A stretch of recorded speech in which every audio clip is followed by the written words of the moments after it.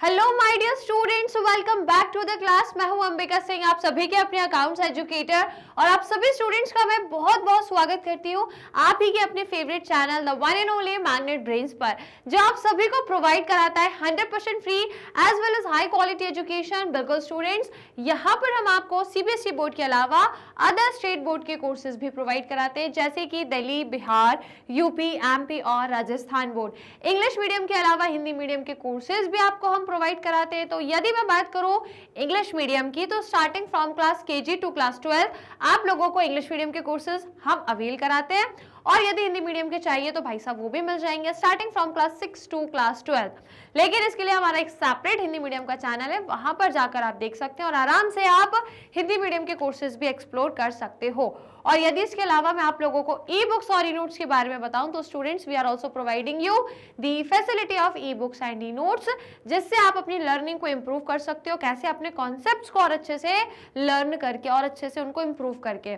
So if you want, आप avail कैसे करेंगे, नीचे जाइए डिस्क्रिप्शन बॉक्स में, वहां एक लिंक मिलेगा आपको, उसको आपको क्लिक करना है और उसकी हेल्प से आप आराम से ई बुक्स और ई नोट्स तक पहुंच सकते हो और अवेल करके अपनी लर्निंग को इंटरेस्टिंग बना सकते हो। ठीक है, और यदि अपार्ट फ्रॉम दैट अगर हम चैनल की बात करें स्टूडेंट्स, तो आप सभी जानते हैं कि मैग्नेट ब्रेन्स इंडिया का एकमात्र ऐसा चैनल है जो आप लोगों को high quality education absolutely free of cost में प्रोवाइड कराता है। जी हाँ, बिल्कुल, यहाँ पर हम आपको हर एक चैप्टर के हर एक टॉपिक का डिटेल एक्सप्लेनेशन प्रोवाइड कराते हैं। टॉपिक वाइज बहुत सारे एक्सरसाइज के क्वेश्चन और अदर प्रैक्टिस क्वेश्चन, जैसे कि MCQs, assertion reason, important question, sample paper solution, previous year questions, everything, सारी की सारी चीजें हम आप लोगों को अपने एंड से प्रोवाइड करते हैं, जिससे आप अपनी लर्निंग को बिना किसी रुकावट के, इवन कोई बिना किसी फाइनेंशियल बैरियर के भी आप अपनी लर्निंग को यहाँ से एक्सप्लोर कर सकते हो, क्योंकि हम आपसे हर एक जो कोर्स और हर एक जो हम आपको यहाँ पे कंटेंट प्रोवाइड करते हैं, उसके लिए हम आपसे कोई भी चार्जेस, कोई भी पेड सब्सक्रिप्शन या कोई भी फीस नहीं चार्ज करते। आप लोगों को यहाँ पर कंप्लीट कोर्स या कंप्लीट एजुकेशन, वो भी हाई क्वालिटी कंटेंट के साथ फ्री ऑफ कॉस्ट में अवेल करा दिया जाता है, बहुत ही आराम से। और इसके लिए आपको सिर्फ और सिर्फ क्या करना है, हमारे यूट्यूब चैनल मैग्नेट ब्रेन्स को सब्सक्राइब करना है। तो जितने भी स्टूडेंट्स ने अभी तक नहीं किया है, जल्दी से फटाफट से सब्सक्राइब कर लीजिए, ताकि आप भी बाकी स्टूडेंट्स की तरह घर बैठे बैठे ऑनलाइन मोड में आप एजुकेशन ले सके, लर्निंग कर सके। राइट, तो जरूर से सब्सक्राइब करिएगा। बाकी फिर आइए चालू करते हैं आज की क्लास को, बहुत ही इंटरेस्टिंग और अमेजिंग जो होने वाली है, क्योंकि आप लोगों के फेवरेट क्वेश्चंस में लेकर आई हूँ अकाउंटिंग रेशियोज के। ठीक है, तो पहले लाइक और शेयर कर दो, जल्दी से लाइक शेयर करो, सो दैट फिर आज की क्लास को हम बढ़ाते हैं, चालू करते हैं और कुछ क्वेश्चंस को सॉल्व करेंगे, मल्टीपल चॉइस क्वेश्चंस वाले, क्योंकि हम लोगों ने हाल फिलहाल में ही अपना पूरा चैप्टर कंप्लीट कर लिया है। Yes guys, we did. हम लोगों का अकाउंटिंग रेशियो का चैप्टर कंप्लीट है। Now only one chapter is left for your syllabus, सिर्फ अब एक ही चैप्टर बचा है, that is cash flow statement. Then finally आपका पूरा सिलेबस कंप्लीट हो जाएगा, फिर आराम से हम मिल करके बढ़िया से रिविजन्स करेंगे, चीजों को और अच्छे से समझेंगे। राइट, तो चलिए बस एक लास्ट चैप्टर और है, लेकिन आज हम लोग इसका सेशन और ले लेते हैं, कुछ प्रैक्टिस क्वेश्चंस कर लेते हैं अकाउंटिंग रेशियो से रिलेटेड, देन फाइनली ये चैप्टर आपका कवर हो जाएगा, पूरा फिनिश है ना, पूरा फिनिश हो जाएगा। So as you know, chapter 12 accounting ratio का आज हम लोग कुछ मल्टीपल चॉइस क्वेश्चंस को सॉल्व करने वाले हैं, तो जल्दी से रेडी हो जाइए। कुछ कॉन्सेप्ट वाले रहेंगे, डायरेक्ट क्वेश्चंस, कुछ आपको सॉल्व करने वाले भी रहेंगे भैया, है ना, क्योंकि अकाउंटिंग रेशियो में हमने पूरा प्रैक्टिकल प्रैक्टिकल क्वेश्चंस ही ज्यादा करे, रेशियोज का कैलकुलेशन ही ज्यादा किया है, तो बस हम भी वही उसी टाइप के कुछ एमसीक्यू करने वाले हैं। सो आर यू गाइज रेडी? आप सभी तैयार है? लाइक और शेयर कर दिया, कॉपी पेन लेकर बैठना, जो भी प्रैक्टिकल क्वेश्चन आएगा उसको सॉल्व करके आंसर देना कमेंट्स बॉक्स में। ठीक है, तो आइए फिर सेशन की शुरुआत करते हैं। मल्टीपल चॉइस क्वेश्चन, पहला क्वेश्चन आप लोगों की स्क्रीन पर ये रहा। आज का पहला सवाल रीड कर लीजिए बढ़िया से और मुझे आंसर दे दीजिए कमेंट्स में। फटाफट से रीड कर लो, मैं थोड़ा साइड हो जाती हूँ, आप लोग को रीड करने का टाइम दे रही हूँ 30 सेकेंड का, फिर आप मुझे आंसर बताएंगे। फटाफट से रीड द क्वेश्चन। ओके, तो देखिए, अगर हम यहाँ देखें तो बहुत ही आज स्टार्टिंग जो है बिल्कुल मक्खन वाले क्वेश्चन से करिए, सिंपल वाला। क्या कह रहा है, देखो, करेंट रेशो इज 2:1। किसी भी कंपनी का या किसी भी एंटरप्राइज का आपको जो करेंट रेशो है वो 2:1 दे के रखा है, और वैसे आपको पता ही होगा कि करेंट रेशो का आइडल रेशो भी 2:1 ही होता है, इसमें कोई डाउट नहीं है। ठीक है, तो 2:1 दिया है। Now on the sale of fixed asset book value 40,000 for 36,000 on credit, state whether the current ratio will improve, decline, not change or can't say। बताइए, बहुत ही बढ़िया क्वेश्चन है। क्वेश्चन में आपसे बोला है कि किसी भी एक कंपनी का जो करेंट रेशो है वो 2:1 है, और आपसे बोला है कि यदि आप अपने फिक्स्ड एसेट को बेच रहे हो, वही कंपनी जिसका रेशो 2:1 है करेंट रेशो, वो अपने फिक्स्ड एसेट को बेच रही है, सेल कर रही है, ठीक है, और सेल कर रही है, और जिन एसेट को वो सेल कर रही है उनकी कीमत है 40,000, लेकिन अब कंपनी 40 के हैं तो 40 में तो बेचेगी नहीं, थोड़ा बहुत कम में ही बेच रही है, ठीक है, तो वो कितने में बेच रही है 36,000 में, मतलब उसकी कॉस्ट 40,000 है, और कंपनी सेल कितने में कर रही है 36 में, मतलब कंपनी 4,000 के लॉस में सेल कर रही है। पर जो भी है कंपनी को पैसा तो मिल रहा है ना, पैसा तो नहीं, पैसा भी नहीं मिल रहा है क्योंकि वो क्रेडिट में हुए हैं, ठीक है भैया, तो मतलब भले हमको पता है कि ये 6,000 के लॉस में हो रहे हैं, ठीक है, क्योंकि 36 में जा रहे हैं, लेकिन ये भी नहीं मिल रहे हैं क्योंकि ये क्रेडिट में कंपनी ने बेचे हैं, क्रेडिट में कंपनी ने सेल करे हैं उधार पे। तो मतलब एक तरीके से देखें तो कंपनी का ये जो 40,000 का एक एसेट था वो कम हो रहा है, ठीक है, एक एसेट कम हो रहा है, और यदि दूसरी तरफ अच्छा एक मिनट, ये तो आपका वो वाला एसेट हो गया, फिक्स एसेट तो आपके नॉन करेंट एसेट में आते हैं। हमसे पूछा है करंट रेशो पे क्या इफेक्ट पड़ेगा, तो आपको पता ही है करंट रेशो मतलब current asset upon current liability, right. तो गाइज अब आप मुझे ये बताइए कि यहाँ पे जो आपके एसेट जा रहे हैं वो तो फिक्स एसेट है, मतलब नॉन करेंट एसेट है, वो तो है ना, वो जो है फिक्स एसेट है, मतलब these are non current asset. तो नॉन करेंट एसेट आपके कम हो रहे हैं, तो इससे आपके करेंट एसेट पे तो कोई प्रभाव नहीं पड़ेगा, ये तो एज इट इज ही रहेगा ना, इस पे कोई चेंज नहीं आएगा। दूसरा यदि देखें तो अब आपने ये 36 पे जो मतलब जो 36 में उसको बेचा है, 36,000 पे जो फिक्स एसेट बेचे हैं उधार पे बेचे हैं, ठीक है, अब वो पैसा आपको तुरंत नहीं मिला लेकिन बाद में मिलेगा। तो जब उधार पे हम कोई चीज बेचते हैं क्रेडिट पे, तो वो पार्टी जिसको हम बेच रहे हैं वो हमारे लिए कौन हो जाता है, डेटार्स हो जाते हैं कि नहीं हो जाते। अब मैं बोलूंगी मेरे पास डेटार्स हो गए कितने के 36,000 के, क्लियर, 36,000 के डेटर हो गए।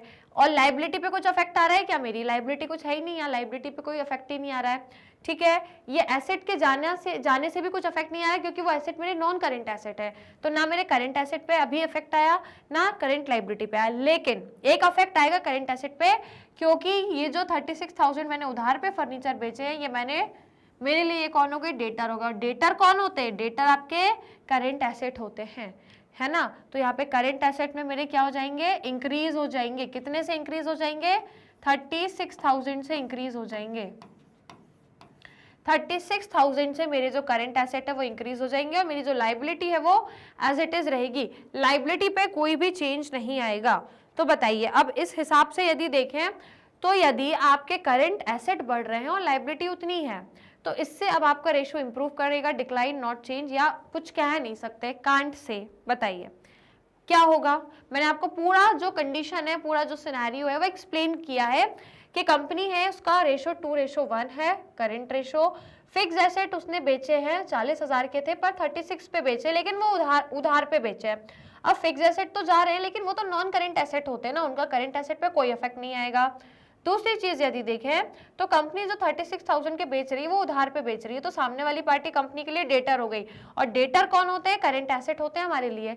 डेटर कौन है, करंट एसेट, ये लोग 1 साल के अंदर अंदर पैसा दे ही देंगे, तो ये हमारे लिए करंट एसेट है। तो ये अब हमारे बढ़ गए, हमारे करंट एसेट पहले जो भी थे उसमें और अब 36,000 के डेटर्स इंक्रीज हो गए, तो करंट एसेट हमारा बढ़ गया, लेकिन लाइबिलिटी में कुछ नहीं आया, हमारी करंट लाइबिलिटी जैसी थी वैसे ही है, तो सिर्फ हमारे करंट एसेट इंक्रीज हो रहे हैं, और हम तो चाहते ही हैं कि ऐसा हो, तो मतलब ये एक पॉजिटिव चीज है, और पॉजिटिव चीज है इसका मतलब ये रेशो को इम्प्रूव करेगी, ठीक है, क्योंकि करंट एसेट इंक्रीज हो रहे हैं ना, लाइबिलिटी अगर इंक्रीज होती तो डिक्लाइन हो जाता, पर हमारे करंट एसेट बढ़ रहे हैं, दैट इज वाई रेशो जो है वो इम्प्रूव करेगा।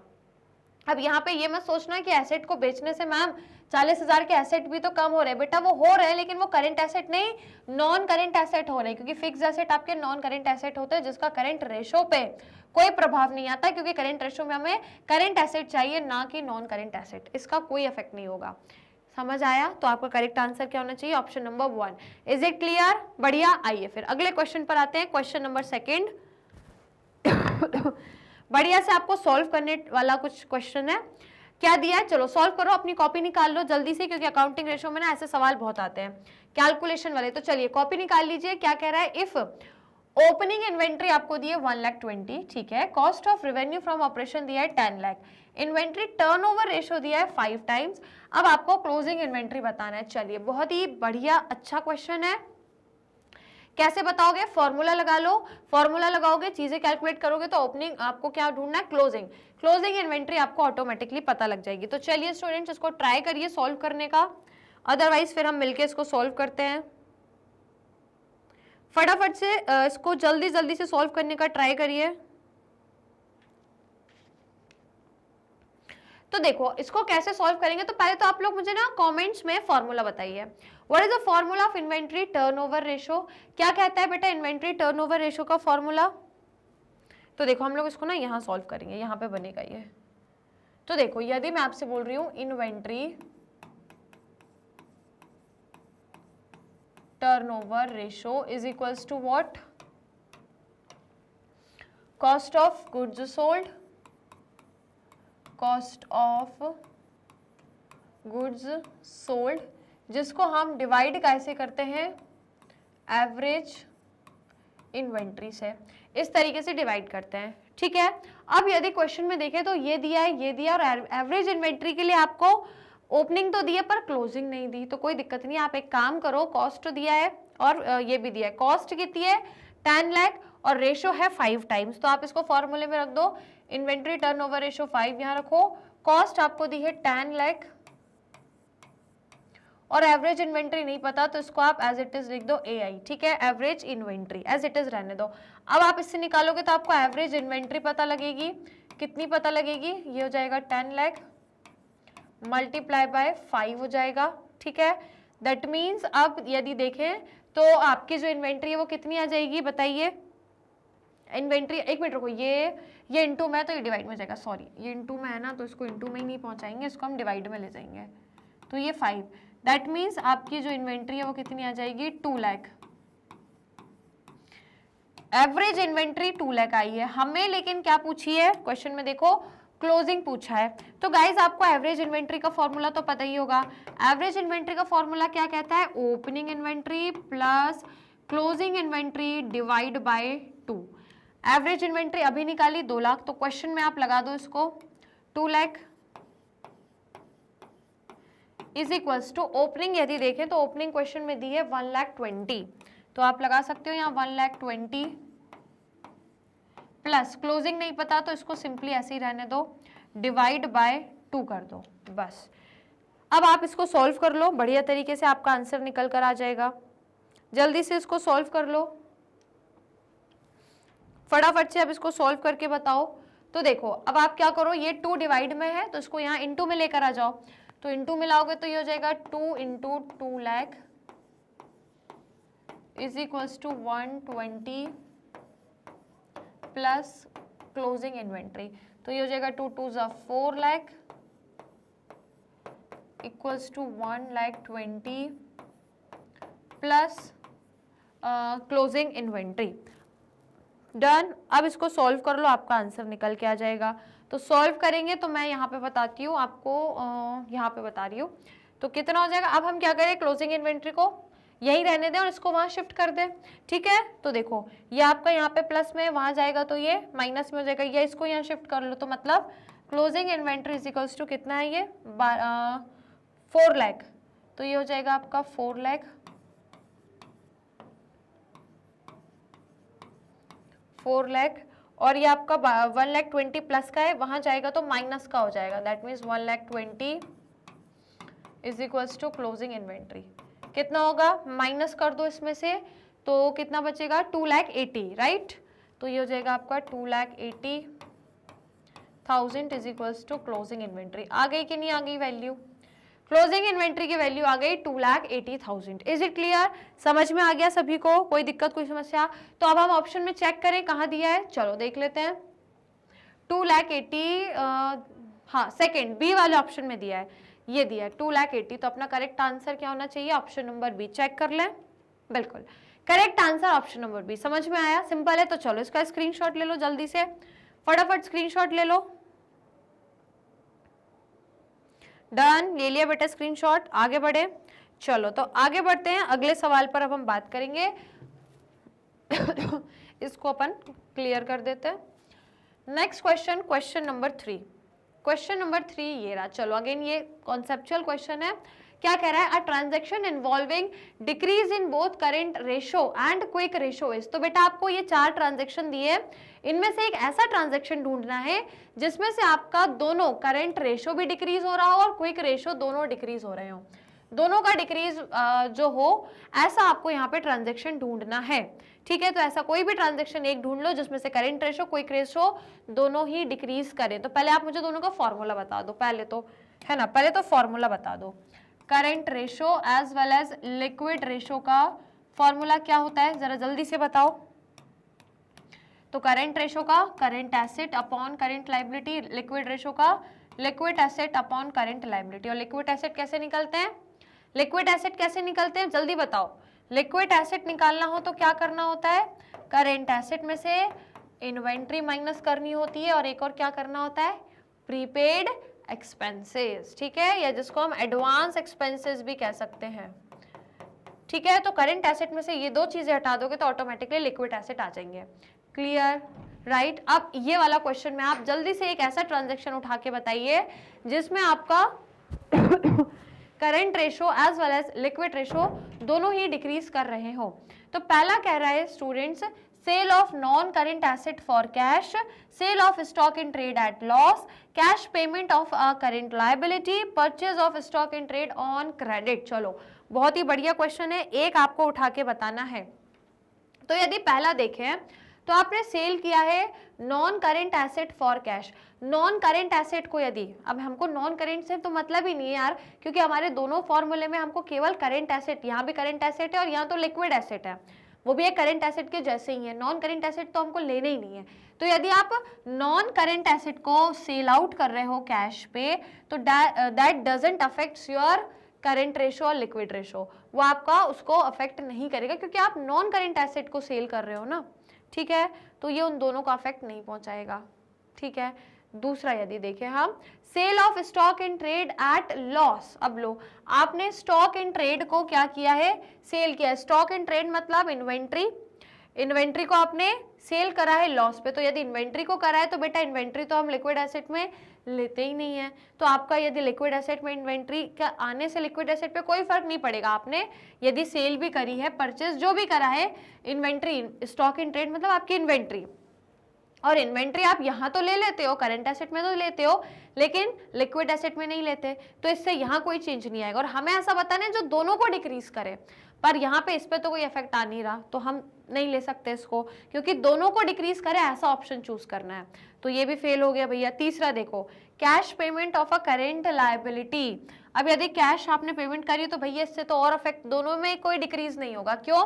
क्योंकि एक तरफ कैश जा रहा है, दूसरी तरफ एक लायबिलिटी इंक्रीज, हाँ, एक तरफ आपका एक कैश जा रहा है, कैश जाएगा, और एक लायबिलिटी भी आपकी चली जाएगी क्योंकि करंट लायबिलिटी के लिए आपने पेमेंट दे दी। तो मतलब आपका यहाँ से देखें तो एसेट भी कम हो रहा है, लायबिलिटी भी कम हो रही है, यहाँ पे भी एसेट कम हो रहा है, यहाँ भी लायबिलिटी, तो दोनों में कोई चेंज नहीं है। ठीक है, दोनों में कोई चेंज नहीं, क्योंकि दोनों के वहीं रहेंगे ना, दोनों वहीं के वहीं रहेंगे। एसेट और लायबिलिटी दोनों यदि बराबर आपके वो हो रहे हैं, बराबरी से दोनों डिक्रीज हो रहे हैं, तो कोई अफेक्ट नहीं आएगा, नो चेंज। ठीक है, तो ये भी नहीं होगा। लास्ट देखिए, purchase of stock in trade on credit. अब यदि आप परचेज कर रहे हो स्टॉक इन ट्रेड, वो भी क्रेडिट पे कर रहे हो यदि, so this will affect the both ratio. कैसे इफेक्ट होगा? क्योंकि यदि आपने स्टॉक इन ट्रेड को परचेज करा है और वो भी क्रेडिट में, उधार पे, तो इसका मतलब आपने क्या किया है? लायबिलिटी को बढ़ा लिया अपनी, क्रेडिट पे किया तो आपकी क्या हो जाएगी? लायबिलिटी बढ़ जाएगी। और जब लायबिलिटी बढ़ती है स्टूडेंट्स, देन ऑटोमेटिकली आपका रेशो डिक्रीज करता है। ठीक है, जब भी क्रेडिट पे हमने कुछ चीज परचेज करी है तो ये करंट लायबिलिटी को इंक्रीज करेगी, तो करंट लायबिलिटी आपकी इधर भी बढ़ जाएगी एज वेल एज इधर भी बढ़ जाएगी, दोनों जगह करंट लायबिलिटी बढ़ेगी। और जब करंट लायबिलिटी बढ़ती है तो करंट रेशो भी कम हो जाता है और लिक्विड रेशो भी कम हो जाता है। तो आपका ये लास्ट ट्रांजेक्शन ऐसा है जिससे आपके ये दोनों रेशो डिक्रीज करेंगे। समझ आ गया?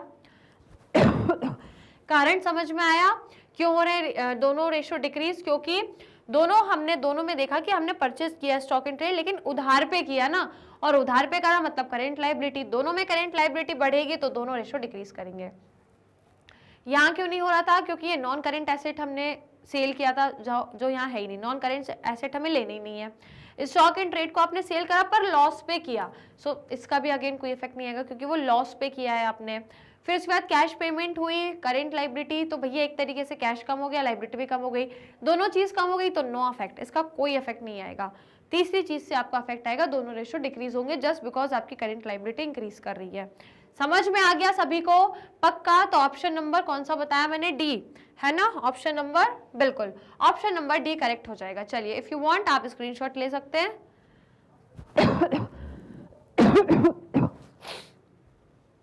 आइए अब अगले सवाल पर पढ़ते हैं, क्वेश्चन नंबर 4। चलिए इसमें भी कुछ कैलकुलेशन है क्या, देख लो एक बारी। इफ करंट रेशो इज 2.5:1 और करंट लायबिलिटी है 4 लाख, तो आपको बताना है वर्किंग कैपिटल कितनी होगी। चलिए जल्दी से कैलकुलेट करके बताइए, बहुत ही अच्छा क्वेश्चन है और सिंपल क्वेश्चन है। फटाफट से स्टूडेंट्स इसको कैलकुलेट करके बताइए कैसे कैलकुलेट करेंगे। तो देखो हम इसको कैसे कैलकुलेट कर सकते हैं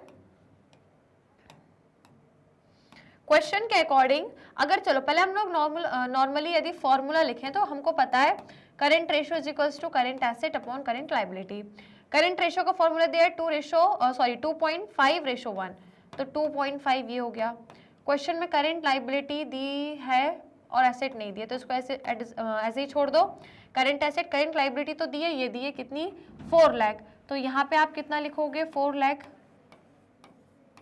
राइट। अब आपको इसकी हेल्प से करंट एसेट की वैल्यू मिल जाएगी, तो करंट एसेट की वैल्यू निकालनी है तो क्या करो? 4 लाख डिवाइड बाय 2.5, 2.5 से डिवाइड करोगे, ये पॉइंट हटाओगे, एक जीरो लग जाएगा, और इसको यदि डिवाइड करोगे तो करंट एसेट की कितनी वैल्यू निकलेगी?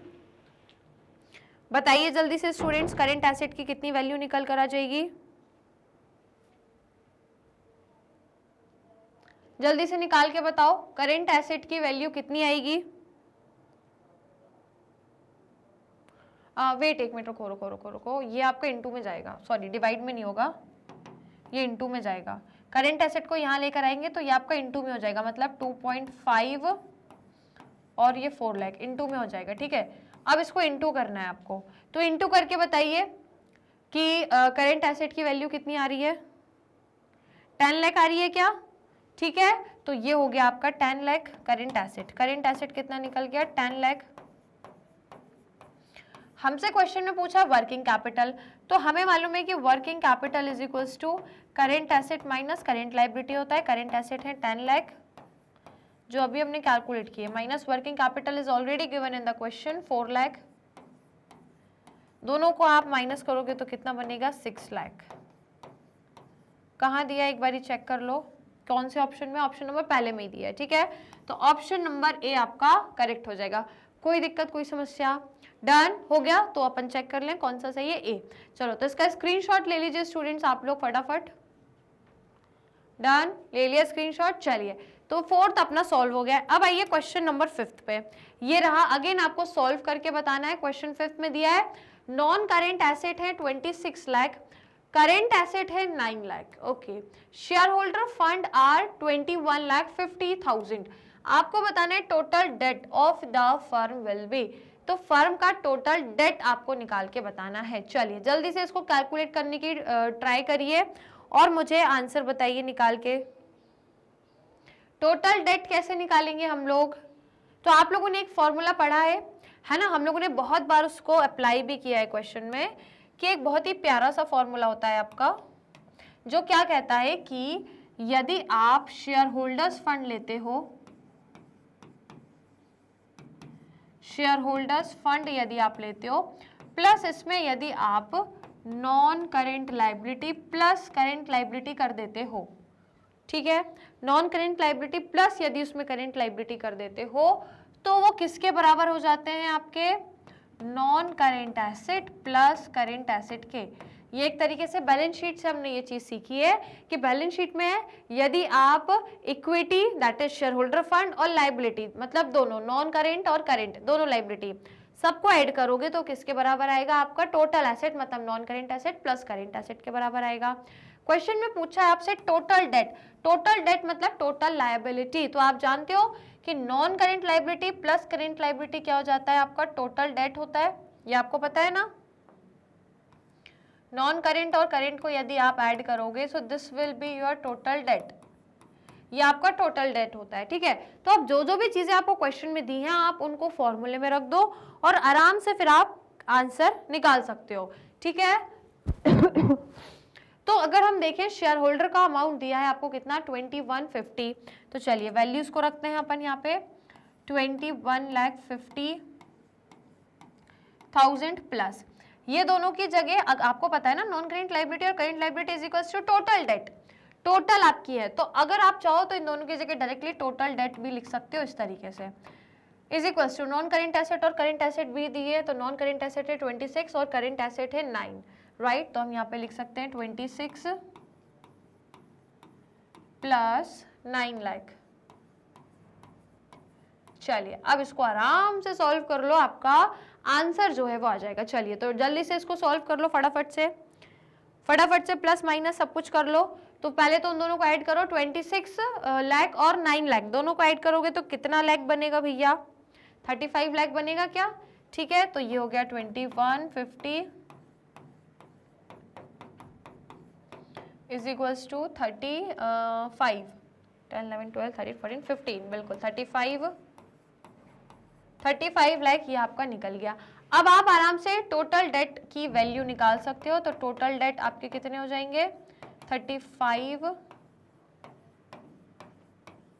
में से आपको माइनस क्या करना पड़ेगा 21,50,000। चलिए जल्दी से मुझे आप लोग माइनस करके टोटल डेट बता दो जो क्वेश्चन में आपसे पूछा गया था, फटाफट से दोनों को आपस में माइनस कर दो और वैल्यू कितनी आ रही है, कितनी निकलेगी बताओ, माइनस करने पे कितना आ रहा है 13,50,000, ठीक है। तो ये आपका बन जाएगा 13,50,000, कोई दिक्कत कोई समस्या, तो कहाँ दिया है 13,50,000, ऑप्शन नंबर बी में दिया है ना।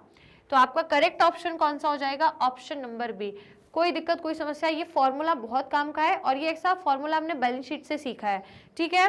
तो बहुत काम का है, बहुत जगह काम आएगा, इसलिए इसको अच्छे से लिख लो, कहीं पे भी यदि भूलने की बीमारी है तो कहीं पे अच्छे से लिख लेना, राइट। तो correct option option number B. चलो फटाफट से इसका स्क्रीनशॉट ले लो जल्दी से, फिर आगे बढ़ते हैं। डन, ले लिया स्क्रीनशॉट, आगे बढ़े, ले लिया स्क्रीनशॉट। चलिए तो क्वेश्चन 5 हमारा कंप्लीट हो गया है। अब पहले तो लाइक और शेयर कर दो, जल्दी से सेशन को लाइक शेयर करो, फिर क्वेश्चन 6 पे मूव करते हैं। कर दिया, चलिए आइए क्वेश्चन नंबर 6 लगाएंगे। ये रहा क्वेश्चन 6, आपको कॉन्सेप्चुअल क्वेश्चन है, क्या कह रहा है देखो, century limited has a proprietary ratio of, तो इनका एक प्रोप्राइटरी रेशो, एक कंपनी उसका 25% प्रोप्राइटरी रेशो है। Now to maintain its ratio at 30%, अब ये क्या चाहते हैं, इनके प्रोप्राइटरी रेशो जो 25% है, ये चाहते हैं उसको 30% करें, उसको और बढ़ाना चाहते हैं। तो इसके लिए मैनेजमेंट को क्या करना पड़ेगा, प्रोप्राइटरी रेशो को यदि ये लोग 25% से उठा करके 30% लाना चाह रहे हैं तो मैनेजमेंट को इसके लिए क्या करना पड़ेगा, इक्विटी इंक्रीज करनी पड़ेगी, रिड्यूस करने पड़ेंगे डेट, या फिर इधर इंक्रीज इक्विटी और रिड्यूस डेट, या फिर इंक्रीज करेंट एसेट, बताइए। और ये आपको जब भी पता लगेगा जब आपको इसका फॉर्मूला पता होगा, ठीक है। तो पहले तो मुझे फॉर्मूला बताओ, ये सब बाद में देखना, पहले आप प्रोप्राइटरी रेशो का फॉर्मूला बताइए जल्दी से, मुझे प्रोप्राइटरी रेशो का फॉर्मूला कमेंट्स में बताओ। प्रोप्राइटरी रेशो में हम क्या देखते हैं कि जो बिजनेस के शेयर होल्डर्स हैं उनके द्वारा जो बिजनेस में पैसा आया है उसको हम लेकर के चलते हैं, राइट। तो जल्दी से मुझे बताइए स्टूडेंट्स की जो प्रोप्राइटरी रेशो है इसका फॉर्मूला क्या कहता है, फटाफट से बताओ क्या होता है इसका फॉर्मूला। तो यहाँ पे हमको नाम से ही पता चल जाएगा, आपको इसको याद करने की भी जरूरत नहीं है कि प्रोप्राइटरी रेशो मतलब प्रोप्राइटर का पैसा, प्रोप्राइटर का पैसा मतलब प्रोप्राइटर फंड, या जिसको आप क्या बोल सकते हो, शेयर होल्डर्स फंड, है ना, शेयर होल्डर्स फंड। और इसमें हम क्या देखते हैं इस रेशो में कि जो शेयर होल्डर का फंड है उसको आपने टोटल एसेट में कितना इन्वेस्ट करा है, तो डिवाइड में हम नीचे क्या लेते हैं, टोटल एसेट, ओके। तो इस रेशो से बेसिकली हम ये फाइंड करते हैं कि बिजनेस के जो टोटल एसेट है वो शेयर होल्डर्स फंड से कितने आप कह सकते हो कितना आपने शेयर होल्डर फंड इन्वेस्ट करा है अपने टोटल एसेट पे, ठीक है। तो ये आपका फॉर्मूला होता है। अब आपसे पूछा गया है कि ऐसा क्या करें कि यदि इनका प्रोप्राइटरी रेशो यदि 25% है तो वो बढ़ करके 30% हो जाए, इसके लिए क्या करना पड़ेगा, बताओ जल्दी से। 4 ऑप्शन दिए हैं, चारों में से बताओ कि इसके लिए कंपनी को क्या करना पड़ेगा यदि वो अपना रेशो इंक्रीज करना चाह रही है। तो देखो यहाँ पे लिखा है कि इक्विटी को इंक्रीज कर दे। इक्विटी को इंक्रीज कर दे मतलब अपने जो शेयर होल्डर फंड है ना उसको बढ़ा दे। दूसरा कह रहा है या तो अपने डेट को कम कर दे, ठीक है। तो कहीं ना कहीं दोनों ही सही है वैसे तो देखा जाए कि भाई या तो आप अपने शेयर होल्डर फंड को बढ़ा दो या अपने डेट को कम कर दो, क्योंकि डेट को कम कर दोगे तो ऑलरेडी आपका शेयर होल्डर फंड का प्रपोर्शन बढ़ जाएगा, और यदि डेट को कम नहीं कर पा रहे हो तो फिर शेयर होल्डर फंड को ही बढ़ा दो। कहीं ना कहीं आपको इसको ही इंक्रीज करना है। तो या तो शेयर होल्डर फंड मतलब इक्विटी, शेयर होल्डर फंड मतलब इक्विटी, तो या तो आप इक्विटी को बढ़ा दो, और यदि इक्विटी को नहीं बढ़ा पा रहे हो तो डेट को कम कर दो। जब डेट को कम करोगे तो ऑटोमेटिकली इक्विटी का प्रपोर्शन बढ़ जाएगा, ठीक है, समझ में आया। और तीसरे ऑप्शन में बोला है, अच्छा इसमें बोला है इंक्रीज करेंट एसेट, तो भैया करेंट एसेट तो फॉर्मूले में कहीं लगा ही नहीं है, काहे को इसको बीच में लाया अपन, ये तो हो ही नहीं सकता। तीसरा कह रहा है कि या तो इक्विटी इंक्रीज करो या डेट को रिड्यूस करो, तो भाई ये दोनों ही सही है, क्योंकि यहाँ पे भी सही बोला है यहाँ पे भी सही बोला है, लेकिन दोनों में अधूरी अधूरी बात बोली है। यदि हम कंप्लीट चीज देखें तो कंप्लीट चीज क्या है कि आपके पास दोनों ऑप्शन है, या तो इक्विटी बढ़ा दो, ठीक है, और यदि क्योंकि इक्विटी बढ़ा दोगे तो डेट कम हो जाएंगे तो ऑटोमेटिकली आपका रेशो बढ़ जाएगा, है ना। तो यदि आपको प्रोप्राइटरी रेशो को इंक्रीज करना है तो आप या तो इक्विटी बढ़ा दो, और यदि इक्विटी नहीं बढ़ा पा रहे हो तो डेट को कम करो, क्योंकि जब डेट कम होगा तो ऑटोमेटिकली इक्विटी अपने आप में बढ़ जाएगी। Clear, right. तो ये दोनों ही आपके पास है, क्या क्या, एक तो इक्विटी को इंक्रीज करना या डेट को रिड्यूस करना। तो आपका करेक्ट ऑप्शन कौन सा हो जाएगा, ऑप्शन नंबर सी, ठीक है। कोई दिक्कत कोई समस्या, तो आपका करेक्ट ऑप्शन है सी। क्लियर हुआ सभी को। चलिए आइए 7th क्वेश्चन सॉल्व करते हैं। ये रहा, अगेन कैलकुलेट करना है आप लोगों को। देख लेते हैं हमको इन्फॉर्मेशन क्या क्या दी हुई है। सबसे पहले बोला है कि वर्किंग कैपिटल है 7,20,000, ठीक है। ट्रेड पेबल्स है आपके 40,000, अदर करेंट लाइबिलिटी है 2 लाख। आपको कैलकुलेट करना है करेंट रेशो। चलिए बढ़िया शानदार क्वेश्चन है। करेंट रेशो का फॉर्मूला चलो लिख लेते हैं, सॉल्व करना स्टार्ट करो जल्दी से, फटाफट सॉल्व करते हैं। करेंट रेशो का फॉर्मूला कहता है current asset upon current liability. अगर हम क्वेश्चन में देखें तो ना तो करेंट एसेट दिए हैं ना करेंट लायबिलिटी दिए है, हम निकाल लेंगे, लेकिन कैसे निकालेंगे। तो सबसे पहले एक काम करो, आप क्या निकाल लो, करेंट लायबिलिटी निकाल लो। कैसे निकलेगी, current liability is equals to trade payables, है ना, या शॉर्ट में लिख दूं TB, trade payables plus other current liability, other current liability. Trade payables और अदर करेंट लायबिलिटी दोनों को ऐड करोगे तो आपकी करेंट लायबिलिटी आ जाएगी। तो दोनों कितने दिए हैं, ये है भैया 40 और ये है 2, तो 40 प्लस 2, तो टोटल आपकी कितनी हो गई, 2,40,000। 2,40,000 आपकी क्या आ गई, करेंट लायबिलिटी। अब जब ये आ गई तो करेंट एसेट भी आ ही जाएंगे, है ना, करेंट एसेट भी आ जाएंगे। तो करेंट एसेट का फॉर्मूला आप लोगों को पता ही होगा, करेंट एसेट निकालना होता है तो क्या करते हैं, जल्दी बताइए। करेंट एसेट यदि चाहिए तो सिंपल है ना, वर्किंग कैपिटल में प्लस कर दो करेंट लायबिलिटी को। वर्किंग कैपिटल दी है 7,20,000, तो यहाँ पे रख दो 7,20,000 प्लस करेंट लायबिलिटी अभी निकाली 2,40,000। तो दोनों को ऐड यदि करोगे तो कितना हो जाएगा, 7 और 8 9,60,000। तो एक ये मिल गया हमको, ठीक है, करेंट लायबिलिटी, और एक ये मिल गई हमको करेंट एसेट। कोई दिक्कत कोई समस्या। अब आप इनको दोनों को आराम से फॉर्मूले में लगा दो, आपका आंसर निकल जाएगा। तो फॉर्मूले में यहाँ लगा लेंगे अब। तो करेंट एसेट कितने हैं, ये है 960,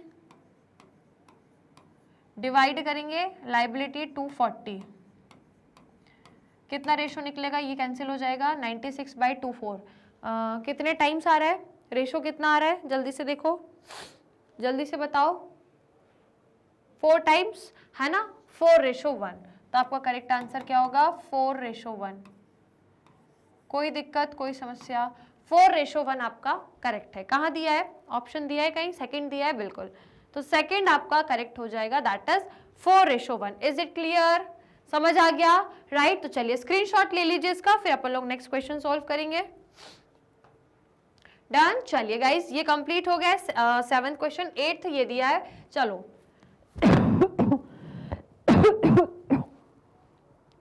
अगेन आपको कैलकुलेट करना है, कर लो फटाफट।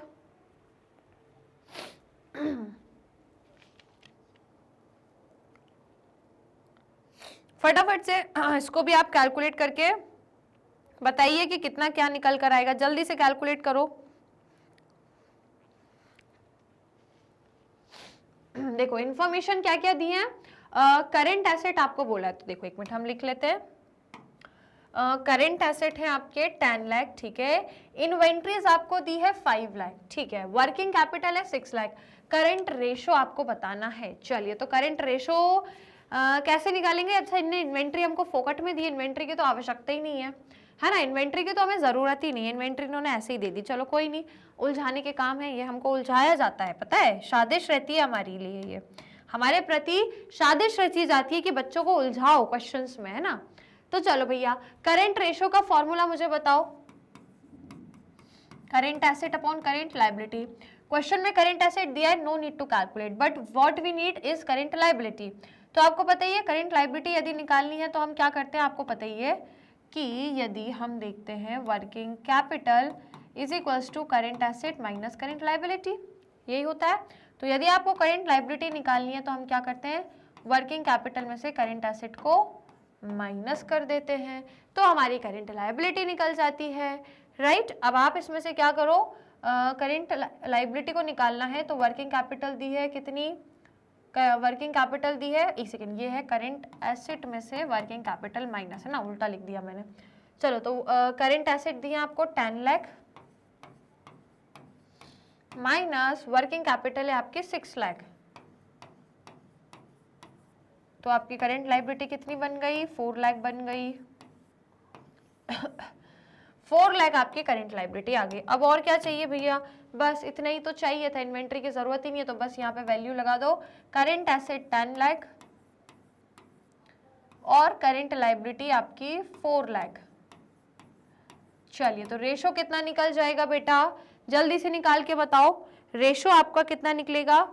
इसको डिवाइड करोगे तो ये आएगा आपका 2.5 रेशो 1, राइट, 2.5 रेशो 1।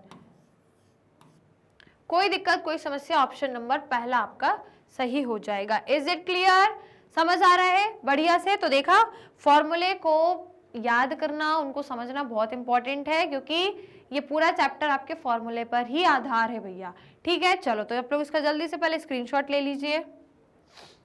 डन, ले लिया सभी ने, चलिए गुड। आइए फिर नेक्स्ट क्वेश्चन पर आते हैं, क्वेश्चन नंबर 9। चलिए थ्योरेटिकल क्वेश्चन है, कॉन्सेप्चुअल है। क्या कह रहा है, while computing current ratio current asset do not include. तो यदि आपको करंट रेशो निकालना है तो उसमें जो करंट एसेट लेते हैं उसमें क्या शामिल नहीं होता, कौन से करंट एसेट आपको नहीं लेने हैं। तो loose tools and stores and spare, provision for doubtful debt, prepaid expenses, या दोनों ही नहीं लेने, ए और बी, ये दोनों। चलो बताओ, करंट एसेट में मैंने आपको पढ़ाया था ये कौन सी चीजें लेनी है कौन सी नहीं लेनी, जल्दी से बताओ कौन सा लेना है और कौन सा नहीं लेना। तो गाइस मैंने आपको बताया था कि आप करंट रेशो के लिए जब करंट एसेट लेते हो तो उसमें आप current asset plus other current asset भी लेते हो। तो करंट एसेट तो ठीक है आप लेते ही हो, कुछ को छोड़ के, वो आप मुझे बताओगे। और यदि मैं बात करूं अदर करंट एसेट की, तो इसमें केवल आपको 3 ही चीजें लेनी है। क्या क्या है वो 3 चीजें, बताओ जल्दी से, क्या क्या है वो 3 चीजें जो आपको लेनी होती हैं। केवल आप यहाँ पे लेते हो आपके प्रीपेड एक्सपेंस, ठीक है, आपकी अक्रूड इनकम, और नंबर 3 आपका एडवांस टैक्स। बस ये 3 आपको करंट अदर करंट एसेट लेने होते हैं। OAC मतलब अदर करंट एसेट, ठीक है। तो अदर करंट एसेट में केवल प्रीपेड एक्सपेंस, अक्रूड इनकम और एडवांस टैक्स, बस ये 3, इसके अलावा कोई चौथा नहीं लेना है। और करंट एसेट में सारे करंट एसेट लेते हैं एक्सेप्ट 2, सिर्फ 2 छोड़ के, और वो 2 कौन से हैं, वो 2 आपके यही दोनों हैं, loose tools, stores and spares, इसको नहीं लेते। और करंट एसेट में हम जो डेटर्स लेते हैं ना, वो डेटर्स को हम पूरी वैल्यू पर ही लेते हैं। उसमें से आपको प्रोविजन फॉर डाउटफुल डेट नहीं लेना होता है, उसको हम माइनस कर देते हैं, ठीक है। तो करेंट एसेट में जो डेटर्स ले रहे हो उनको आप नेट वैल्यू पर लोगे, नेट डेटर्स आपको ले, नेट वैल्यू मतलब डेटर्स में से प्रोविजन फॉर डाउटफुल डेट को हटाने के बाद जो डेटर्स आएंगे वो आपको लेना है करेंट एसेट में, ठीक है। तो डेटर में से क्या करना है आप लोगों को, माइनस करना है प्रोविजन फॉर डाउटफुल डेट, उसके बाद जो डेटाज आएंगे वो लेना है। समझ आ गई कहानी, क्लियर है। तो ये दोनों चीजें नहीं लेना है। इसका कारण क्या है, क्योंकि प्रोविजन जो बना है वो डाउटफुल डेट के लिए बना है, तो उसको हम नहीं लेते डेटर में। और जो पहला कह रहा है ना, लूज टूल्स, स्टोर्स और स्पेयर्स, ये वो एसेट है जो 1 साल से ज्यादा चल जाते हैं। ये टूल्स आपके स्पेयर पार्ट्स हो गए, स्टोर्स के पार्ट्स हैं, मैकेनिकल जो चीजें होती है ना, ये जरूरी नहीं 1 साल ही रहेंगी बस, ये कई बार 1.5 साल, 2 साल, 3 साल भी चल जाती हैं, उससे ज्यादा भी चल सकती हैं। तो जब भी याद रखना, यदि करेंट एसेट में आपको इन्वेंट्री दिया है और करंट रेशो यदि निकालना, और इन्वेंट्री में यदि ये चीजें भी हैं तो इनको हम माइनस कर देते हैं, क्योंकि इन्वेंट्री में ये चीजें ऐसी हैं, बाकी की इन्वेंट्री 1 साल के अंदर अंदर की रहती है, पर ये इन्वेंट्री ऐसी है जो 1 साल से ज्यादा भी हमारे साथ रहती है बिजनेस में, इसलिए इसको नहीं हम करेंट एसेट में लेंगे। क्लियर। तो आपका करेक्ट ऑप्शन क्या है, ये दोनों ही है, ए और बी, ये दोनों ऐसे हैं जो करेंट एसेट में इंक्लूड नहीं होते। क्लियर। चलो जल्दी से इसका स्क्रीनशॉट लो, फिर अगले क्वेश्चन पे बढ़ते हैं। डन। चलो इसी के साथ लाइक और शेयर करो, फिर आज हम बहुत सारे क्वेश्चन सॉल्व कर रहे हैं, जल्दी जल्दी लाइक और शेयर करो फटाफट। डन। चलिए आइए क्वेश्चन नंबर 10 को सॉल्व करते हैं। ये रहा, क्या कह रहा है, रेवेन्यू फ्रॉम ऑपरेशन है 9 लाख, ग्रॉस प्रॉफिट है 25% ऑन कॉस्ट, ऑपरेटिंग एक्सपेंस है 90,000, ऑपरेटिंग रेशो विल बी। चलिए ऑपरेटिंग रेशो का फॉर्मूला जरा मेरे को याद कराओ, क्या होता है, जल्दी ऑपरेटिंग रेशो ही निकालना है हमको, और बहुत इंफॉर्मेशन दी है आपको बताना है। चलिए तो गाइज आइए, मजेदार सवाल है, इसको यहाँ सॉल्व करेंगे हम लोग। तो आप पहले तो बताओ मुझे ऑपरेटिंग रेशो का formula, operating ratio is equals to, क्या होता है ऑपरेटिंग रेशो, क्या लेना होता है, सबसे पहले कॉस्ट ऑफ गुड्स सोल्ड, ठीक है, cost of goods sold plus operating expense, operating expense, ये इसकी जगह डायरेक्टली आप क्या ले सकते हो, ऑपरेटिंग कॉस्ट भी ले सकते हो, दोनों की जगह चाहो तो ऑपरेटिंग कॉस्ट भी ले सकते हो। आई थिंक क्वेश्चन में दी है ऑपरेटिंग कॉस्ट, नहीं दी, चलो एक्सपेंस ही दी है, ठीक है। और इसको डिवाइड हम कैसे करते हैं, net sales otherwise revenue from operation, जो भी बोलो, ठीक है, नेट रेवेन्यू नहीं, नेट सेल्स, नेट सेल्स, और मल्टीप्लाई कैसे करते हैं हम 100 से। Clear, this is the formula. अब आप इसमें यदि क्वेश्चन में देखो तो क्या क्या दिया है, देखो नेट सेल्स तो दी है, ग्रॉस प्रॉफिट बोला है कॉस्ट का 25% है, तो आइए हम यहीं से शुरू करते हैं, ठीक है। तो ग्रॉस प्रॉफिट को आपको पता ही है कि gross profit is equals to net sales minus cost, यदि आप नेट सेल्स में से कॉस्ट हटा दोगे तो ग्रॉस प्रॉफिट आ जाता है। क्वेश्चन में बोला है ग्रॉस प्रॉफिट जो है वो कॉस्ट का कितना है, 25% है, किसका, कॉस्ट का 25% है, ठीक है। तो कॉस्ट को हम x मान लेते हैं, और ग्रॉस प्रॉफिट है 25%, मतलब x का है, और is equals to net sales, तो क्वेश्चन में गिवन है, ये दिया revenue from operation 9 lakh minus cost is x। अब आप इसको सॉल्व कर लो, सॉल्व करोगे कैसे, सबसे पहले तो ये जो x है इसको यहाँ पे लेकर आना पड़ेगा, है ना, ये जो आपको इज इक्वल्स टू के उस तरफ x दिया है, इसको आप क्या करो, इस तरफ लेकर आ जाओ, तो ये आपका माइनस का x है बेटा, तो यहाँ पे प्लस का हो जाएगा, तो मतलब x plus 25/100, x is equals to 9 lakh, ठीक है। अब इसको कर लो सॉल्व, तो 100 का x में मल्टीप्लाई करोगे तो 100x हो जाएगा, 100 को प्लस 125 करोगे तो 125x/100 हो जाएगा, इज इक्वल्स टू 9 लाख। ये समझ आया हमने क्या किया, 100 का इसमें इंटू करा तो 100x हो गया, 100x का प्लस 25 करेंगे तो 100 और 25 मतलब 125 और x डिवाइड बाय 100। अब इसको सॉल्व करना है, x की वैल्यू निकालेंगे तो देखो 9 लाख इंटू, ये डिवाइड का है 100 तो इंटू में जाएगा, और 25 इंटू में है 125 तो ये डिवाइड में चला जाएगा। अब आप इसको सॉल्व कर लो, आपके x की वैल्यू निकल कर आ जाएगी, जल्दी से बताइए x की वैल्यू कितनी आ रही है, और कितनी निकल रही है, 7,20,000, ठीक है, तो 7,20,000 आपका x की वैल्यू आ गई और x में हमने क्या माना था, कॉस्ट माना था। तो बस अब आप इसको फॉर्मूले में लगा दो, ये वाले फॉर्मूले में अब आप इसको लगा दोगे तो आपका आंसर आ जाएगा। तो देखो फॉर्मूले में सबसे पहले बोला कॉस्ट ऑफ गुड्स सोल्ड, जो अभी हमने निकाली कॉस्ट 7,20,000, तो यहाँ पे लिख दो 7,20,000 plus operating expense is already given in the question, operating expense है 90,000, ठीक है, तो यहाँ पे ऐड कर दो 90,000, डिवाइड कैसे करना है, नेट सेल्स क्वेश्चन में ही दी थी 9 lakh, multiply by 100। Now you can solve it very easily, जल्दी से सॉल्व कर दो, 90 और ये हो जाएगा 81, ठीक है, जल्दी से सॉल्व करो, ये कितना हो रहा है 81, मतलब 8,10,000 डिवाइड बाय 9 लाख इंटू 100, तो ये 0 से 0 कैंसिल, ये 3 से 3 कैंसिल, 81 0 9 9 -9 9 9 सा 81, मतलब 90% आपका आ जाएगा। Is it clear? कितना परसेंट आएगा स्टूडेंट्स? 90% आएगा। क्लियर? समझ में आया? तो ये हो गया आपका 90%। वैसे इसको पहले डिवाइड करोगे ना तो ये 0.9 समथिंग आएगा, फिर मल्टीप्लाई बाय 100 करोगे तो ये आपका 90% हो जाएगा। ठीक है, समझ में आ गया भाई साहब सभी को? कोई दिक्कत, कोई समस्या? तो दिस वी हैव डन। अब ये हमारा एमसीक्यू था, ठीक है, तो 90% देख लो भैया, आंसर किधर आया है, दिया है बिल्कुल ऑप्शन नंबर सी में आपको 90 दिया है, तो आपका correct option option number C. कोई दिक्कत, कोई समस्या? डन। तो आइए आप लोग ये सॉल्यूशन का स्क्रीनशॉट ले जाओ भाई फटाफट से। डन, ले लिया सभी ने? चलो तो आगे बढ़ते हैं, अगले सवाल पर आएंगे, इसको क्लियर कर देते हैं हम। अगले सवाल क्वेश्चन नंबर 11 पर आते हैं। ये रहा 11th question, from the following which ratio is not a part of profitability ratio. तो बहुत ही सिंपल क्वेश्चन है। इन चारों में से बताओ कौन सा प्रॉफिटेबिलिटी रेशियो का पार्ट नहीं है, प्रोप्राइटरी, ग्रॉस प्रॉफिट, ऑपरेटिंग या नेट प्रॉफिट। प्रोप्राइटरी रेशियो के प्रॉफिटेबिलिटी रेशियो के अंदर हमने 5 रेशियो पढ़े थे, कौन कौन से थे जल्दी बताओ, कौन कौन से थे?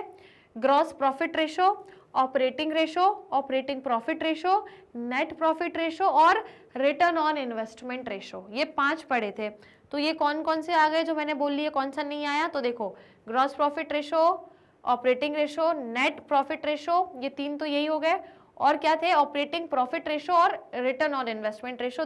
This is not the part of profitability ratio. नाम दिया है सेम, प्रॉफिटेबिलिटी और प्रोप्राइटरी, बट प्रोप्राइटरी रेशियो आपका इसका पार्ट नहीं है, प्रोप्राइटरी आपका सॉल्वेंसी रेशियो का पार्ट है।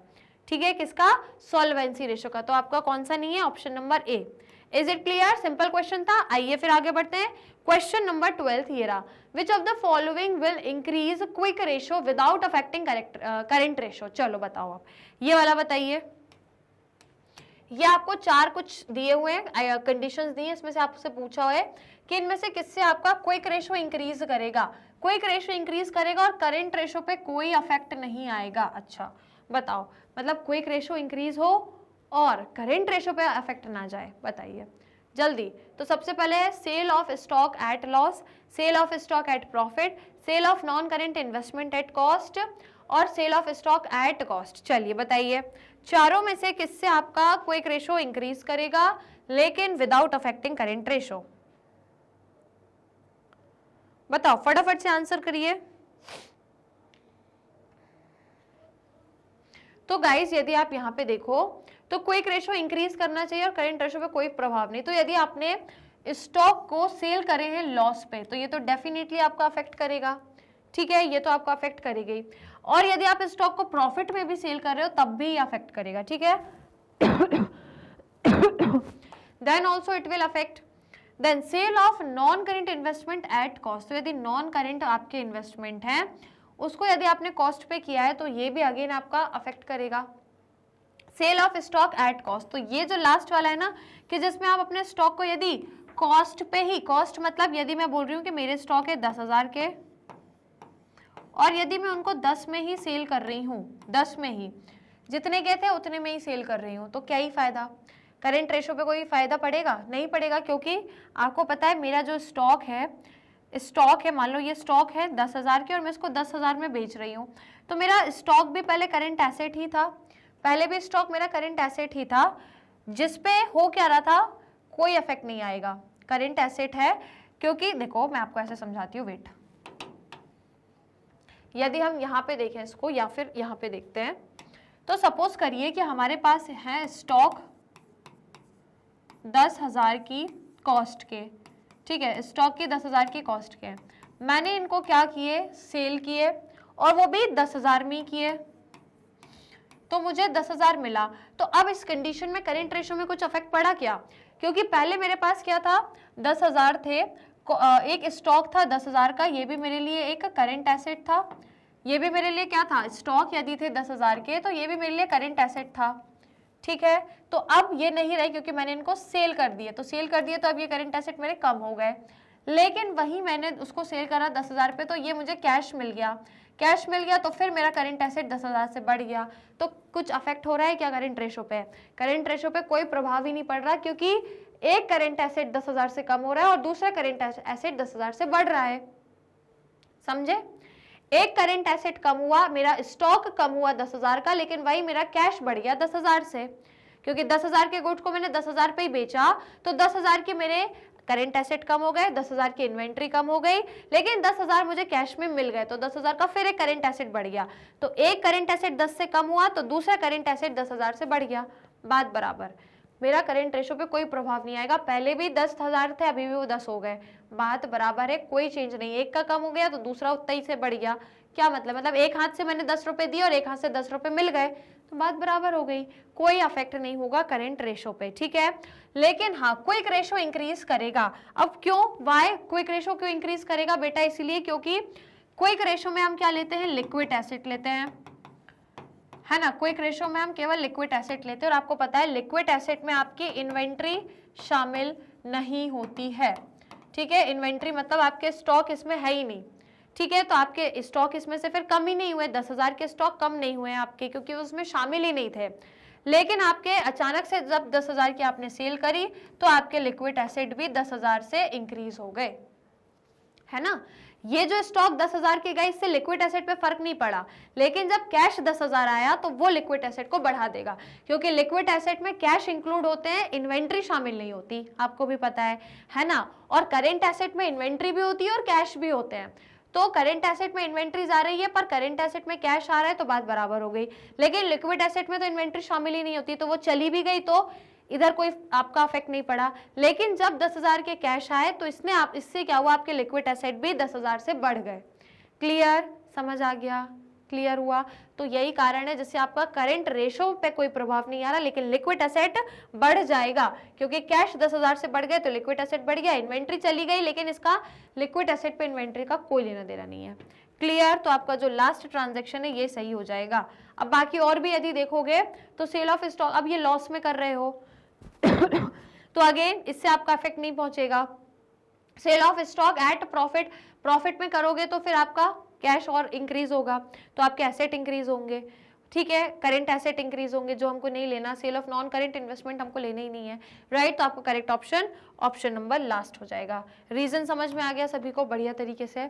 चलिए 13 क्वेश्चन पर मूव करते हैं। ये रहा 13 क्वेश्चन, अगेन कॉन्सेप्चुअल क्वेश्चन है, रीड करना है, 4 ऑप्शंस दिए हैं, फटाफट से मुझे करेक्ट आंसर बताइए। तो आपसे क्वेश्चन कह रहा है a transaction involving an increase in current ratio but no change in working capital.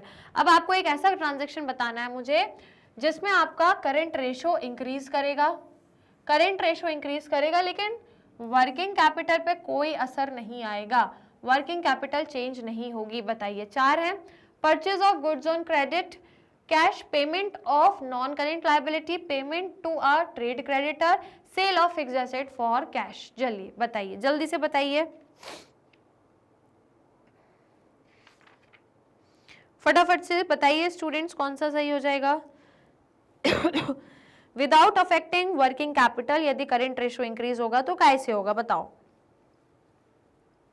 तो यहाँ पे यदि आप देखोगे तो परचेस कर रहे हो स्टॉक को क्रेडिट पे, तो इससे क्या होगा? नो चेंज, इस पे तो कोई चेंज ही नहीं होगा, क्योंकि एक तरफ गुड्स बढ़ गए, दूसरी तरफ आपकी लायबिलिटी भी बढ़ गई, इन्वेंट्री आ गई और लायबिलिटी भी आ गई, तो no change. Cash payment of non current liability, अब आपने कैश दे दिया नॉन करेंट लाइबिलिटी को वालों को दिया है, तो अब आपका इससे क्या होगा, करंट एसेट कम होंगे लेकिन लाइबिलिटी कम नहीं हो रही है, करंट लाइबिलिटी तो कम हो नहीं रही है, कम हो भी रही है तो वो नॉन करेंट लाइबिलिटी कम हो रही है, तो इससे आपके वर्किंग कैपिटल पे अफेक्ट पड़ेगा, ठीक है। और यदि ये लास्ट वाला देखें तो सेल करें फिक्स्ड एसेट फॉर कैश, तो बेटा ये जो फिक्स्ड एसेट होते हैं these are your non current asset, ये तो नॉन करेंट एसेट होते हैं, तो इनको तो हम वैसे भी नहीं लेके चलेंगे। और यहाँ पे भी बोला है नॉन करेंट लाइबिलिटी, तो बेटा नॉन करेंट लाइबिलिटी को भी हम नहीं ले सकते, क्योंकि वर्किंग कैपिटल में भी केवल करेंट एसेट और करेंट लाइबिलिटी होते हैं और करेंट रेशो में भी केवल करेंट एसेट और करेंट लाइबिलिटी होते हैं। तो ये जहां जहां भी नॉन करेंट लाइबिलिटी और इन्हें नॉन करेंट एसेट बीच में डाल दिया है, ये तो वैसे भी नहीं हो सकते, ठीक है, ये तो वैसे भी नहीं होंगे, राइट। अब बचा क्या, सिर्फ एक ए और सी बचा। तो यदि दोनों को ध्यान से देखो आप, तो यहाँ पे हो क्या रहा है कि आपने यहाँ पे गुड्स लिए, तो मतलब आपका गुड्स लिए, तो देखो मैं आपको यहाँ बताती हूँ, यदि गुड्स लिए हैं आपने कंपनी में, तो आपका एक करंट एसेट इंक्रीज हो गया, लेकिन वहीं उतने की, अब क्योंकि आपने उधार पे खरीदे ना, तो आपकी एक करंट लाइबिलिटी भी बढ़ गई, दोनों बढ़ गए, एसेट भी बढ़ गए, लाइबिलिटी भी बढ़ गई। और तीसरा है पेमेंट टू क्रेडिटर, यदि क्रेडिटर को पेमेंट कर दिया आपने, तो आपके करंट एसेट एक कम हो गए और एक करंट लाइबिलिटी आपकी कम हो गई, एक करंट लाइबिलिटी कम हो गई, राइट। तो आपसे पूछा है इंक्रीज इन करंट रेशो, इन दोनों में से करंट रेशो इंक्रीज कैसे होगा बताओ, और वो भी विदाउट अफेक्टिंग वर्किंग कैपिटल, तो किस में इंक्रीज होगा, दोनों के बढ़ने से या दोनों के घटने से, करंट रेशो कब इंक्रीज होगा जल्दी से बताओ, कैसे होगा, दोनों के घटने से होगा, ठीक है। यदि आपके पेमेंट कर दी तो एसेट कम हो गया, लेकिन आपके वहां करंट लाइबिलिटी भी कम हो गई, दोनों के घटने से आपका करंट रेशो इंक्रीज करेगा और वर्किंग कैपिटल पे कोई परिवर्तन नहीं आएगा। That means option number C आपका करेक्ट हो जाएगा, right. Option number C will be your correct answer. Is it clear? Done. आइए 14th क्वेश्चन पर मूव करेंगे, ये रहा, name the aggregate of share holder fund and total debt. चलिए बहुत ही अच्छा क्वेश्चन है, आपको दोनों का, हाँ कंफ्यूज मत होना, क्योंकि मुझे पता है यहाँ से बहुत स्टूडेंट्स कंफ्यूज होने वाले हैं, तो अब मैं आपको थोड़ा 30 सेकंड का टाइम दे रही हूँ, आराम से सोचो और बिना कंफ्यूजन के सही आंसर देना। Aggregate of share holder fund and total date, क्या कहना चाह रहा है क्वेश्चन, क्वेश्चन कहना चाह रहा है कि यदि share holder fund plus total date आप कर दोगे तो क्या निकलेगा, टोटल डेट्स दोनों का प्लस करोगे तो क्या निकलेगा, टोटल डेट निकलेगा, कैपिटल एम्प्लॉयड, टोटल एसेट या नॉन करेंट एसेट, बताइए। बहुत ही अच्छा क्वेश्चन है, बहुत ही अच्छा क्वेश्चन है, जल्दी से बताओ, फिर मैं इसको अच्छे से एक्सप्लेन भी करूंगी आपको। तो बेटा आप लोगों ने एक फॉर्मूला शायद पढ़ा होगा, एक बहुत ही, मैंने आप लोगों को बैलेंस शीट का एक बहुत अच्छे से एक फॉर्मूला बताया है, और मैंने आपसे जस्ट अभी थोड़ी देर पहले भी वही कहा था कि इसको याद रखना, ये बहुत काम आएगा, हर जगह काम आएगा, ठीक है। तो देखो share holder fund plus plus यदि आप करो नॉन, चलो मैं आपको ना पीछे ही बताती हूँ, यहाँ पे है ना। तो स्टूडेंट्स यदि आप शेयर होल्डर्स फंड में ऐड करते हो non current liability plus current liability, और आपको पता है नॉन करेंट और करेंट मतलब आपके टोटल डेट, ठीक है, नॉन करेंट और करेंट को मिला दोगे तो टोटल डेट बनेंगे, और क्वेश्चन में यही पूछा है शेयर होल्डर फंड और टोटल डेट दोनों किसके बराबर होते हैं, किसके बराबर होते हैं, तो बैलेंस शीट में हमने देखा है दोनों non current asset plus current asset के बराबर होते हैं, और नॉन करेंट और करेंट दोनों एसेट को मिला दोगे तो ये बन जाएंगे टोटल एसेट, ये हो जाएंगे आपके टोटल एसेट। तो आपके पास क्या क्या हो गई, ये हो गई इक्विटी, ये हो गए टोटल डेट, ये हो गए टोटल एसेट। तो जब आप इक्विटी और टोटल डेट को मिला देते हो तो क्या निकल जाता है, टोटल एसेट निकल जाता है, समझ गए, राइट। और हाँ एक चीज और, शायद most of the student confuse हो रहे होंगे, कैपिटल एम्प्लॉयड आप बोल रहे होंगे कि दोनों को मिलाओगे तो मैम कैपिटल एम्प्लॉयड बनेगा, नहीं बेटा, कैपिटल एम्प्लॉयड कैसे बनता है, वो बनता है आपका share holders fund plus non current liability, मात्र करेंट लाइबिलिटी नहीं होती कैपिटल एम्प्लॉयड में, केवल नॉन करेंट लाइबिलिटी, उससे आपका कैपिटल एम्प्लॉयड निकलता है, समझ आया, ठीक है। अब यदि इसमें करेंट लाइबिलिटी को ऐड कर दोगे तो टोटल एसेट आपके बराबर निकल के आ जाएंगे, क्लियर हुआ। तो बहुत स्टूडेंट्स को लग रहा होगा शायद कैपिटल एम्प्लॉयड सही आंसर होगा, नहीं होगा, क्योंकि उसके लिए शेयर होल्डर फंड में केवल नॉन करेंट लायबिलिटी को ऐड करना होता है, केवल, या इसका दूसरा नाम है long term debt, long term debt, बस यही दो लेने होते हैं, आपका कैपिटल एम्प्लॉयड आ जाता है। In a question they have ask कि शेयर होल्डर फंड और टोटल डेट को मिला देते हो तो क्या बन जाता है, टोटल एसेट। तो इसको ये चीजें लिख लो, मैं कह रही हूँ ये चीजें लिख लो, बार बार काम आती हैं कि share holder fund plus non current liability plus current liability, तीनों को ऐड करोगे तो non current asset plus current asset आ जाएगा, या इन दोनों को टोटल एसेट भी कह सकते हो, इन दोनों को टोटल डेट भी कह सकते हो। और इसमें तो पता ही है क्या होता है, शेयर कैपिटल और रिजर्व्स एंड सरप्लसेस। इसके अंदर क्या क्या होता है, शेयर कैपिटल और रिजर्व्स एंड सरप्लस। लिख दूं क्या, हाँ यह तो पता ही होगा आपको, बैलेंस शीट से हमने पढ़ी था, टोटल डेट में क्या आता है, टोटल एसेट। चलिए इसका स्क्रीनशॉट लो यार, जल्दी से ले लो। डन। तो क्वेश्चन में पूछा था शेयर होल्डर फंड और टोटल डेट मिलके क्या बनाएंगे, तो बेटा ये टोटल एसेट बनाएंगे, टोटल एसेट बनाएंगे, कैपिटल एम्प्लॉयड नहीं बनाएंगे। Clear, right. चलिए तो correct option, option number C. कोई दिक्कत, कोई समस्या? लाइक और शेयर करो, फिर अगला क्वेश्चन करते हैं। फटाफट से लाइक और शेयर करो, जल्दी से, फटाफट। डन कर दिया। आइए फिर क्वेश्चन नंबर 15 पे चलते हैं। ये रहा 15। Name the difference between capital employed and non current liability. अच्छा, ये भी बहुत प्यारा क्वेश्चन है।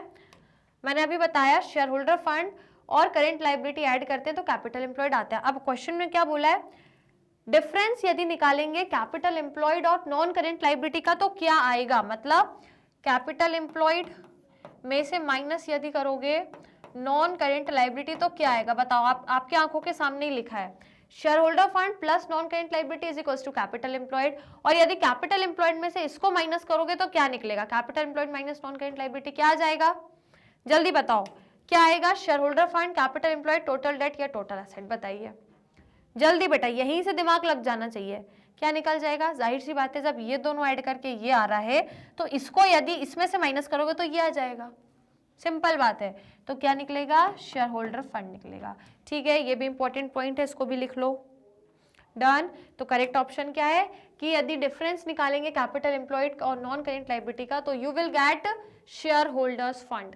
क्लियर, ये बहुत छोटी छोटी चीजें हैं पर इंपॉर्टेंट है। ये सिर्फ एमसीक्यू में नहीं, न्यूमेरिकल क्वेश्चंस में भी बहुत काम आती है, क्योंकि ये एक फॉर्मूले हैं जो आपको रेशो के कैलकुलेशन में बहुत काम आएंगे।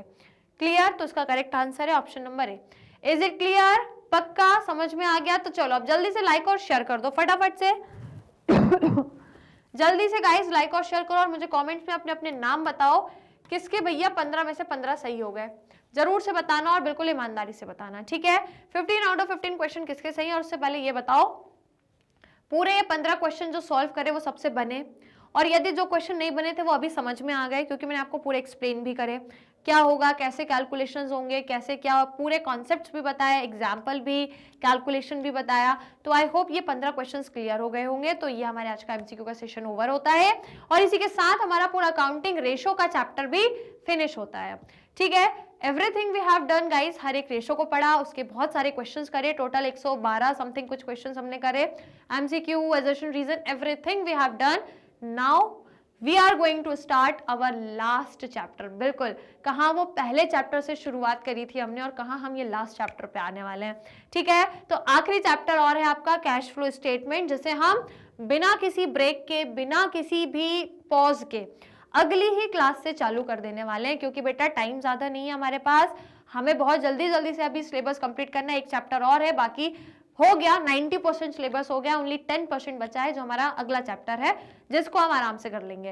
राइट, तो डोंट वरी, एग्जाम से पहले मैं आपका वो चैप्टर भी आपको कंप्लीट करा दूंगी, चैप्टर रिविजन्स भी करा दूंगी मैं, everything I will do before exams, don't worry. ठीक है, keep calm, just do practice, आप अपनी तैयारी रखिए, मैं आपको पढ़ाते जा रही हूँ आगे का, लेकिन आप पीछे का रिवाइज भी करते जाइएगा, इसलिए आपको मैंने चैप्टर के रिविजन्स भी प्रोवाइड करके रखे हैं। तो जैसे आपके चैप्टर कंप्लीट होते हैं आप रिविजन्स भी करते रहिए।